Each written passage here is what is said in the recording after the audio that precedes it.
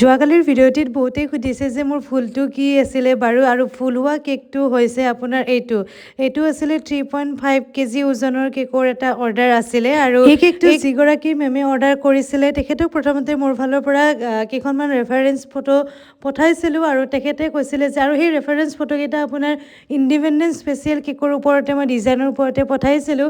পিছত তেখেতে কৈছে যে এনেকুৱা নালাগে, তোমাক এখন মই দি আছোঁ, তো এইটো হিচাপত তুমি বনাই দিবা। তো তেখেতে যিখন ৰেফাৰেঞ্চ ফটো মোৰ তাত পঠাইছিলে সেইখন আছিলে এইখন।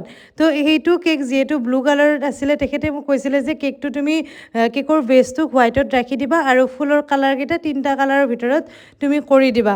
তো ইয়াতে মোৰ অকণমান খেলি মেলি হৈ গ'ল। তো তেখেতে বিচাৰিছিলে ফুলকেইটা ইণ্ডিপেণ্ডেঞ্চ ডে স্পেচিয়েল মানে ফ্লেগৰ কালাৰত তেখেতে বিচাৰিছিলে আৰু মোৰ ভাৱটো হ'ল কি তেখেতে যিখন ফটো দিছে অকল কেকটো হোৱাইটত ৰাখি ফুলকেইটা তেনেকৈ মানে ফটোত যেনেকুৱাকৈ আছে তো সেই কালাৰতে কৰি দিব লাগে বুলি মই ভাবি ল'লোঁ। তো এইটো মোৰ ডাঙৰ ভুল হৈ গ'ল, কাৰণ এই কেকটো আপোনাৰ নলবাৰী ষ্টেচন জাজ কোৰ্টত কাটিব লগা আছিলে। মানে তেখেতসকলে কাট কৰিছে বাৰু, যি কি নহওক তথাপি মোৰ বেয়া লাগিছে যে তেখেতে ইমান ধুনীয়াকৈ মোৰ তাত বহুত আশা লৈ কিনে এটা কেক অৰ্ডাৰ কৰিছিলে আৰু সেই আশাত তেওঁৰ যেন মই সকলোখিনি পানী কৰি দিছোঁ। তো সেইটো কাৰণে বহুত বেছি বেয়া লাগিছে। আৰু এই কেকটো মই নিজে ডেলিভাৰীও কৰিব গৈছোঁ, কাৰণ মই ৰিস্ক ল'ব বিচৰা নাছিলোঁ বেলেগৰ হাতত পঠাই দি। ইমানখিনি হোৱাৰ পিছতো মেমে কেকটো টেষ্টি বুলি কোৱাই বহুত বেছি ভাল লাগিছে আৰু সঁচাকৈ নিজকে অকণমান আপগ্ৰেড কৰিব লাগিব, অকণমান চিনচিয়াৰ হ'ব লাগিব।